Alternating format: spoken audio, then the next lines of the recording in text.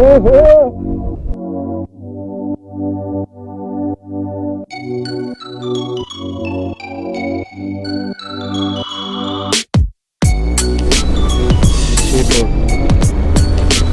Dream destination, మా dream డెస్టినేషన్కి 50 వెళ్ళిపోతాం. kilometers to go. చిన్న పని చేసిన ఇక్కడ చిన్న పని చేసినా ఎంత అలసిపోతున్నాం అంటే అసలు ఆక్సిజన్ అనేది ఇంత కూడా వస్తలేదు.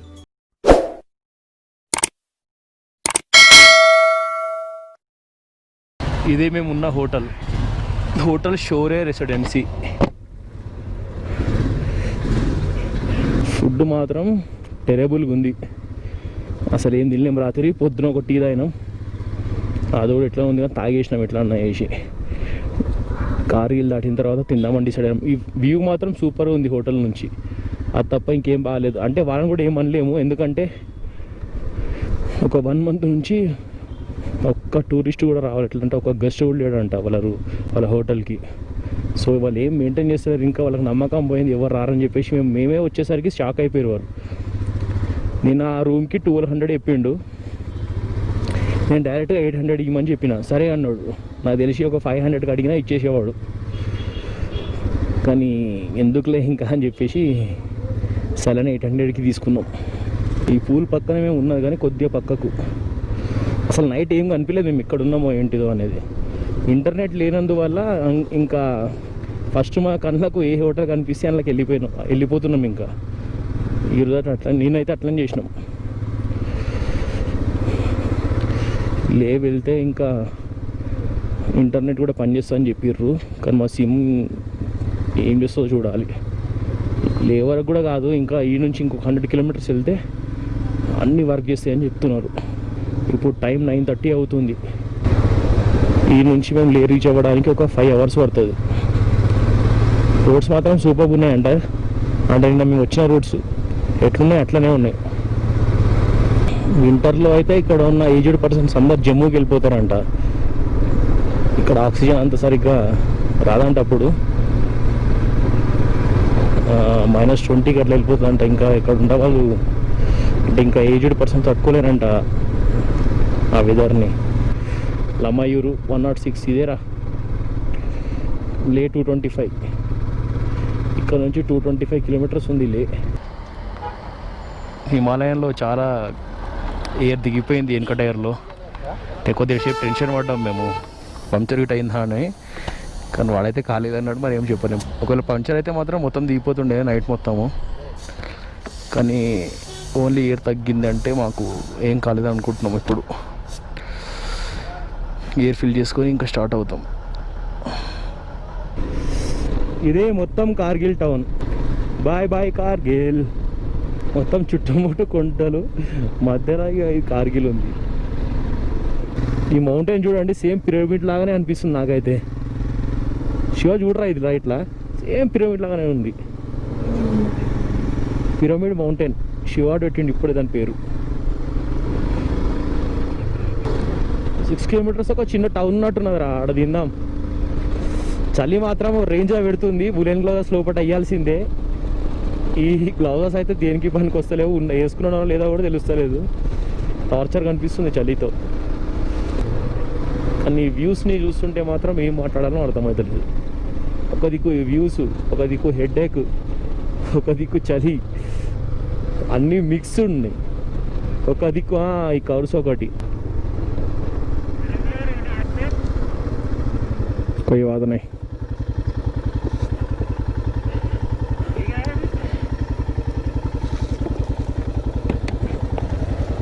కార్గిల్ నుంచి ఒక 30 kilometers వచ్చినాము. చలి మాత్రం ఒక రేంజ్లో పెడుతుంది. చేతులు చూడండి ఎట్లా అవుతున్నాయో, మొత్తం ఫ్రీజ్ అయిపోతున్నాయి. సో లోపల ఉలెన్ గ్లౌజ్ వేసి మరీ రైడ్ చేయాలి. కానీ ఇప్పుడు మొత్తం లోపల ఉన్న బ్యాగ్లో తీసే ఓపిక కూడా లేదు. మొత్తం ఇక్కడ only Maggi and bread omelette ఉందంట. ఒక బ్రెడ్ ఆమ్లెట్, 3 మ్యాగీ చెప్పినాం.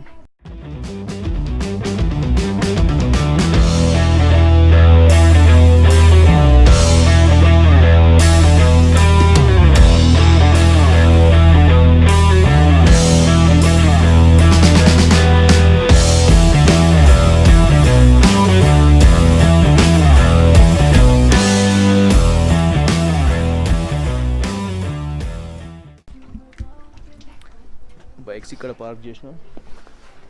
వద్దు వద్దు వద్దు, మొత్తం మౌంటైన్స్ ఈడ కూడా, ఎటు చూసినా మౌంటైన్స్ ఉన్నాయి. ఇక్కడ మొత్తం టిబెటియన్ కల్చర్ ఉన్నట్టుంది. మొత్తం మొత్తం చూడరా ఫ్లాగ్ అవన్నీ అవే ఉన్నాయి. చాలా ఎట్లుందిరా శివ?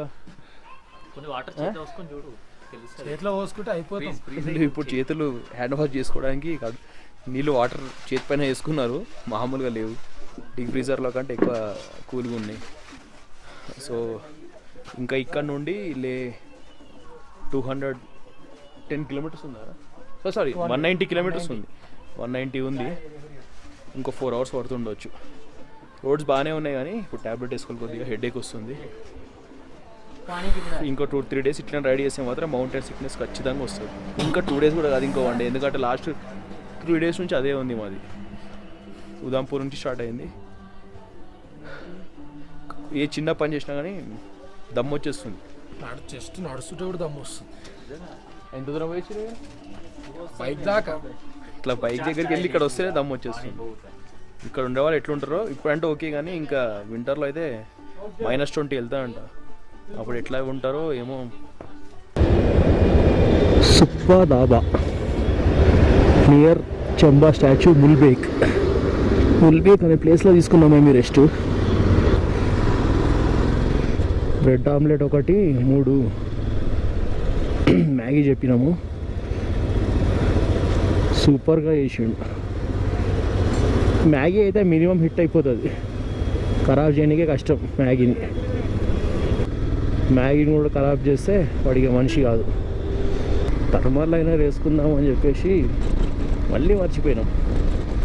మళ్ళీ మిస్లర్ నుంచి మళ్ళా చల్లటి గాలి వస్తుంది. ఇంతకన్నా చల్లగొట్టని ఎక్స్పెక్ట్ చేయలేము మేము.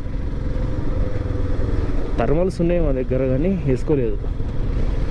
లైఫ్ టైంలో ఒక్కసారన్నా రావాలి ఇక్కడికి, ఖచ్చితంగా రావాలి. ఇది ఎక్స్పీరియన్స్ చేయాలి హిమాలయాస్ని.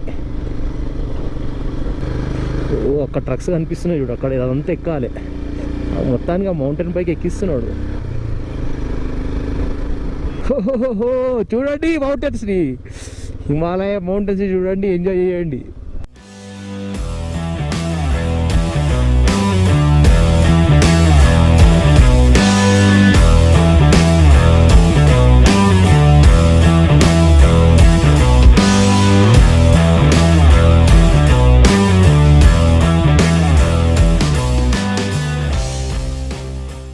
ఉలెన్ గ్లౌజెస్ వేసినందువల్ల ఒక చిన్న ప్రాబ్లం అవుతుంది నాకు. అసలు క్లచ్ ఎంత వదులుతున్నానో అర్థమవుతలేదు నాకు. కొద్ది దూరం రైడ్ చేస్తే అలవాటు అయిపోతుంది. ఇక్కడ నుంచి ఇంకా 144 కిలోమీటర్స్ ఉంది. టైం 1 అవుతుంది ఇప్పుడు. ఒక్క కిలోమీటర్ ఒక్కొక్క గంటలాగా అనిపిస్తుంది. చలి ఇంకా ఒక రేంజ్లో ఎక్కువైపోయింది. లైట్గా స్నోఫాల్ అవుతుంది ఇక్కడ, సన్నగా అవుతుంది స్నోఫాల్. కనిపిస్తుందో లేదో కెమెరాలో. టైం ఇప్పుడు 1:30 అవుతుంది, కానీ క్లైమేట్ మాత్రం ఈవినింగ్ 6 లాగా అయ్యింది. దాని మీదకి వెళ్ళి స్నోఫాల్. చెప్పలేనంత చలి ఉంది ఇక్కడ. లమయూరు టౌన్. కార్గిల్ నుంచి ఇప్పటికి వచ్చిన దాంట్లో ఇదే పెద్దది. లే 120 ఇక్కడ నుండి.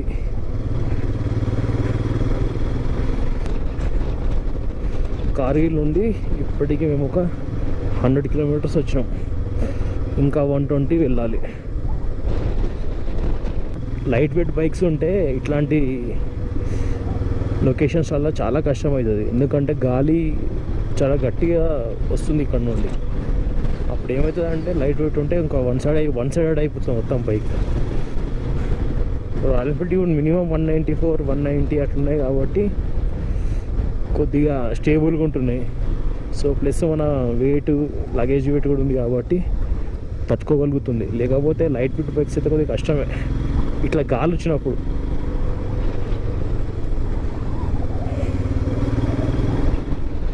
వాటర్ క్రాసింగ్స్ వల్ల అక్కడిక్కడ లైట్ వెయిట్ బండ్లు అడ్వాంటేజ్ ఉంటాయి. దీని అడ్వాంటేజ్ దానికి ఉంటుంది ఇంకా. ఓ ఈ కొండ చూడండి, భయంకరంగా ఉంది కొండ.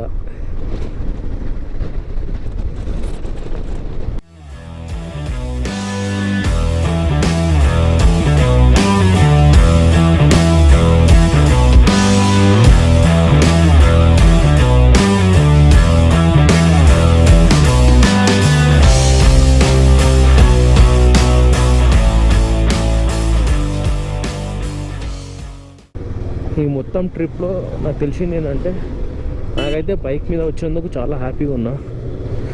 ఎందుకంటే చాలా చోట్ల నేను ట్రాఫిక్ జామ్ చూసిన. ప్రతి ట్రాఫిక్ జామ్లో మా బైక్ మాత్రం ఈజీగా వెళ్ళిపోతున్నాం.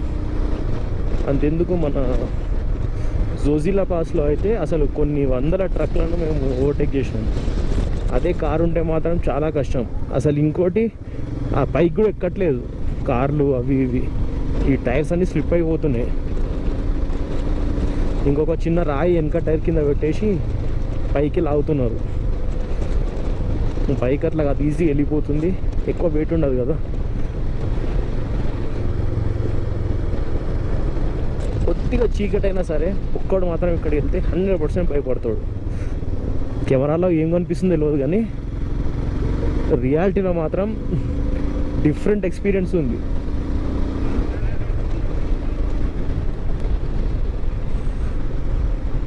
అన్నీ కట్ చేసి మరి రోడ్లు వేసిర్రు.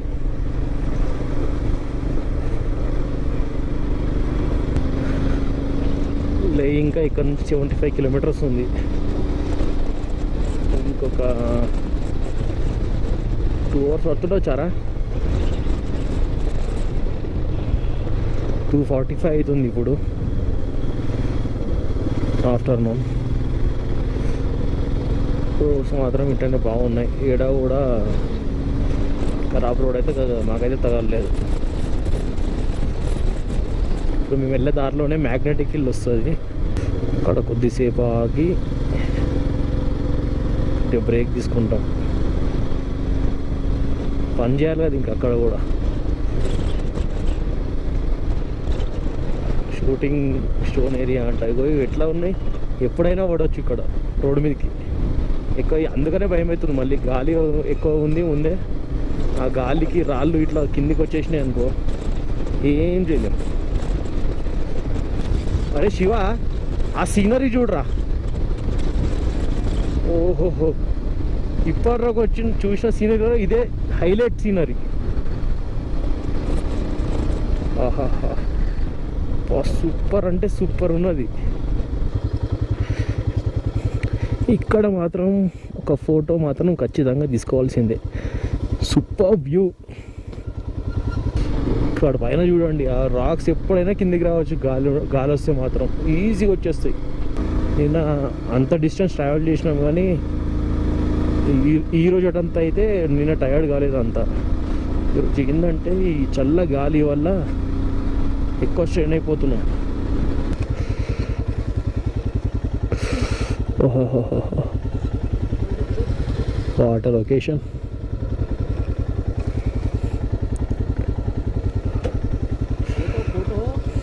ఫోటో కూడా దిగొచ్చు, కనిపిస్తుందా? కరెక్ట్గా లేకి ఒక 50 కిలోమీటర్స్ దూరంలో ఉన్నాం. గాలి మాత్రం ఒక రేంజ్లా ఉంటుంది, మామూలు చల్లగా. లొకేషన్ మాత్రం స్టాండింగ్ ఉంది. ఇంకొక 1.5 hour పడుతుండొచ్చు వెళ్ళడానికి. ఘోరంగా ఫ్రీజ్ అవుతున్నాం ఇక్కడ. ఆ పైన మొత్తం మంచి ఉంది. ఈ కెమెరాలో కనిపించట్లేదు కానీ చాలా చాలా పైన మంచి ఉంది. ఎట్లా సూపర్ లొకేషన్. ఎట్లుంది? చలి నడుస్తుంటే దమ్మొస్తుంది. యాక్చువల్గా హెల్మెట్ పెట్టుకునే మాట్లాడదాం అనుకున్నా కానీ బాగుండదు అని చెప్పేసి ఇంకా ఇప్పేసిన. దీనిలో గ్లౌస్ లో కూడా అన్ని లైనర్స్ ఇచ్చిన కంట్రోల్ అవుతుంది. సో మ్యాగ్నెటిక్ హిల్ ఇక్కడ ఉందో కరెక్ట్గా మాకు తెలుసు, ఎందుకంటే మ్యాప్స్ కూడా మా దగ్గర లేదు. సో అక్కడ మ్యాగ్నెటిక్ హిల్ దగ్గర ఒక దగ్గర ఆపేసి అక్కడ కొన్ని ఫిక్స్ తీసుకొని ఇంకా లేక్ వెళ్ళిపోతాం.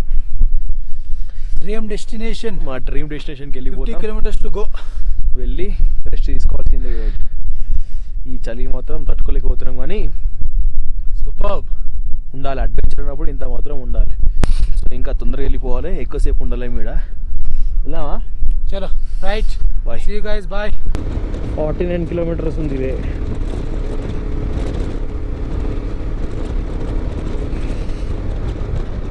మస్తు మజా ఉంది రోడ్, స్ట్రీట్ రోడ్.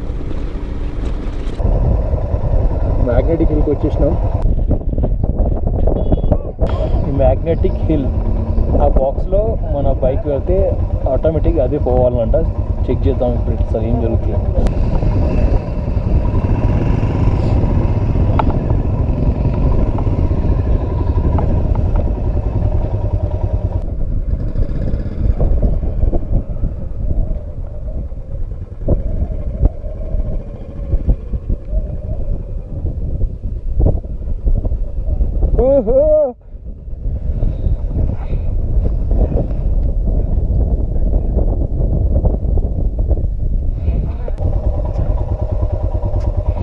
ఎంతవరకు పోయిందిరా?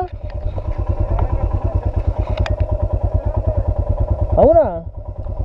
నిజంగా మ్యాగ్నెటిక్ హిల్ ఏదో ఉట్టి అనుకున్నా కానీ నిజంగా అవుతుంది, నిజంగా అవుతుంది బండి.